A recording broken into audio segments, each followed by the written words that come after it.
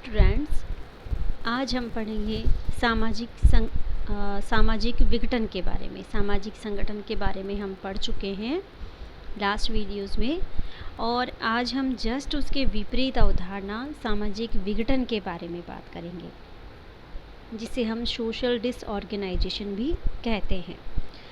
देखिए, जो सामाजिक संगठन जिसके बारे में हम पढ़ चुके हैं पिछले वीडियो में, वो सामाजिक विघटन के बिल्कुल विपरीत अवधारणा है। सामाजिक संगठन समाज में कब बनता है?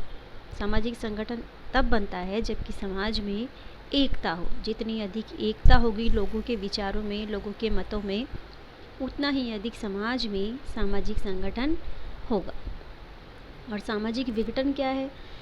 समाज में जितना अधिक समाज के लोगों के विचारों में जितना अधिक विपरीतता होगी,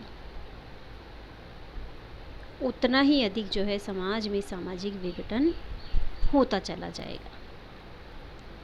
दोनों ही अवधारणाएं, सामाजिक संगठन और सामाजिक विघटन, सामाजिक परिवर्तन के ही अलग अलग स्वरूप है।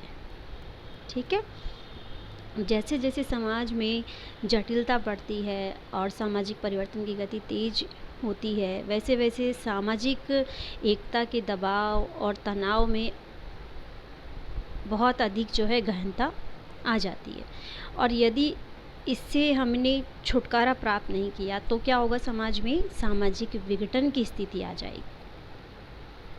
देखिए, सामाजिक संगठन को हम समाज का स्वास्थ्य और सामाजिक विघटन को सामाजिक रोग के रूप में हम कह सकते हैं, क्योंकि सामाजिक संगठन जो है समाज में एक हेल्दी एनवायरनमेंट बनाता है, जबकि जो सामाजिक विघटन है, जो सोशल डिसऑर्गेनाइजेशन है, वो समाज में क्या है, एक रोगी का रूप जो है वहाँ पर, एक रोग का रूप लेकर वहाँ पर आता है।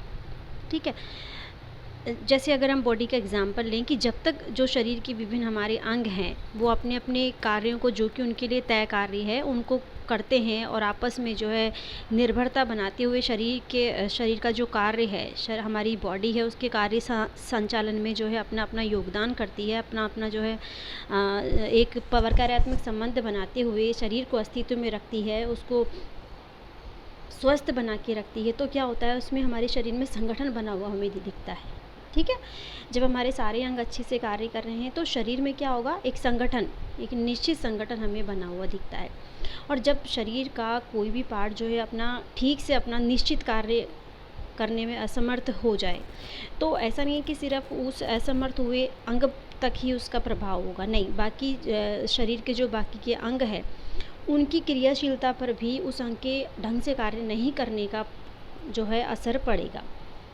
और इस अवस्था में क्या होगा, अन्य भाग भी जो है अपना काम ढंग से नहीं कर पाएंगे। तो इस स्थिति में शरीर के जो अलग अलग भाग है, उन भागों में सामंजस्य का क्या होगा, अभाव हो जाएगा।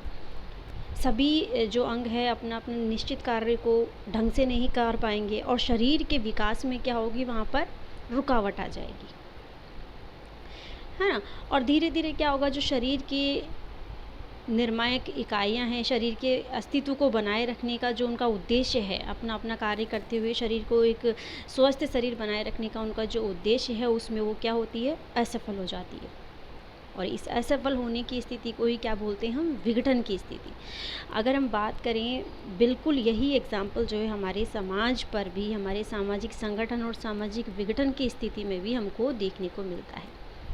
कोई भी समाज ना तो पूर्ण रूप से संगठित होता है और ना ही पूर्ण रूप से विघटित होता है। जब समाज की इकाइयां अपने अपने कार्यों को या उनमें से कोई एक इकाई अपना कार्य करना बंद कर दे या ढंग से नहीं करें, तो जो अन्य इकाइयां हैं वो भी उससे प्रभावित हुए बिना नहीं रहेगी। और धीरे धीरे यदि उनमें सामंजस्य नहीं बढ़ा, यदि ये स्थिति और बद से बदतर होती गई, तो हम समाज में सामाजिक विघटन की स्थिति हमको देखने को मिलती है। उस कंडीशन में हम समाज में जो स्थिति देखते हैं उसे हम सामाजिक विघटन की स्थिति कह सकते हैं। ठीक है। अब देखिए, ये सब हम बात कर चुके हैं कि सामाजिक विघटन का अर्थ सामाजिक संगठन के किस तरह से विपरीत है, इसकी बात अभी हमने कर ली है। हमारे समाज का निर्माण विभिन्न व्यक्तियों, संस्थाओं, समूह, समितियों, प्रतिमानों आदि से मिलकर होता है। ये सब क्या है, हमारे समाज को बनाने वाली इकाइयाँ हैं, समाज की निर्णायक इकाइयाँ हैं और इन सबका समाज में एक पद या स्थिति होती है। जब यह सभी अपने पदों और स्थिति के अनुसार अपने अपने कार्यों को सही ढंग से नहीं कर पाती हैं तो समाज का उस स्थिति में विघटन होने लगता है। जब किसी समाज में सामाजिक इकाइयों के बीच प्रकार्यात्मक संबंध टूट जाते हैं और समूह के स्वीकृत कार्यों को करने में बाधा उत्पन्न होने लगती है अथवा सामाजिक नियंत्रण प्रभावी ढंग से कार्य नहीं कर पाता है, तब इसे सामाजिक विघटन की स्थिति कहते हैं। समाज में संगठन का या एकता का न रहना ही क्या है?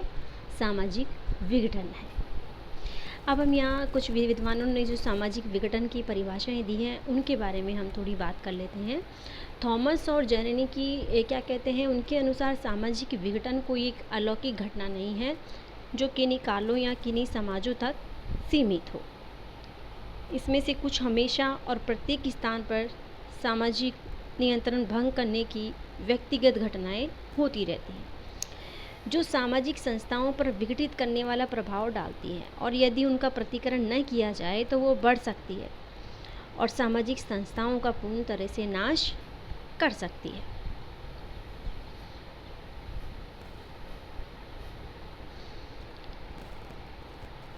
तो कुल मिलाकर थॉमस एंड जेरेनी ने क्या कहा है कि सामाजिक विघटन समूह के सदस्यों पर से समाज के मौजूदा नियमों के प्रभाव का कम होना है। ठीक है, अब नेक्स्ट परिभाषा को हम देखते हैं। लैंडिस क्या कहते हैं, उनके अनुसार सामाजिक नियंत्रण के समाप्त हो जाने से सामाजिक विघटन पैदा हो जाता है जिससे समाज में अव्यवस्था और गड़बड़ी उत्पन्न हो जाती है। एलियट और मैरिल के अनुसार वो कहते हैं कि सामाजिक विघटन में एक समूह के सदस्यों के आपसी संबंध टूटने लगते हैं और ये समाप्त हो जाते हैं तो उस स्थिति को हम सामाजिक विघटन की स्थिति कह सकते हैं। जब सामाजिक अंतःक्रियाओं की व्यवस्थित पद्धति और किसी समूह की स्वीकृत कार्य प्रणाली टूट जाती है तो उस कंडीशन में समाज में सामाजिक विघटन होने लगता है। ऑकबर्न और निमकॉफ क्या कहते हैं कि जब संस्कृति के विभिन्न अंगों के बीच संबंधों की एकता भंग हो जाती है तो उसे हम सामाजिक विघटन कह सकते हैं।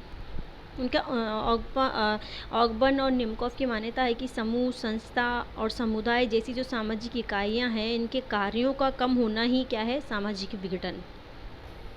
ठीक है, सामाजिक विघटन के देखिए अलग अलग स्वरूप है। व्यक्तिगत विघटन है, पारिवारिक विघटन है, सामुदायिक विघटन है, अंतर्राष्ट्रीय विघटन है। व्यक्तिगत स्तर पर यदि कोई विघटन होता है, एकता की कमी होती है तो उसे हम व्यक्तिगत कहते हैं। परिवार के स्तर पर यदि होता है तो उसे पारिवारिक विघटन हम यहाँ पे कह सकते हैं। सामुदायिक, जब किसी समुदाय में विघटन होने लगता है तो हम उसे सामुदायिक विघटन कहते हैं। और जब अंतर्राष्ट्रीय स्तर पर यदि एकता में कमी या जो ये युद्ध वगैरह की स्थिति जहाँ पर पैदा होती है अंतर्राष्ट्रीय युद्ध की, उस कंडीशन को हम अंतर्राष्ट्रीय विघटन की संज्ञा दे सकते हैं।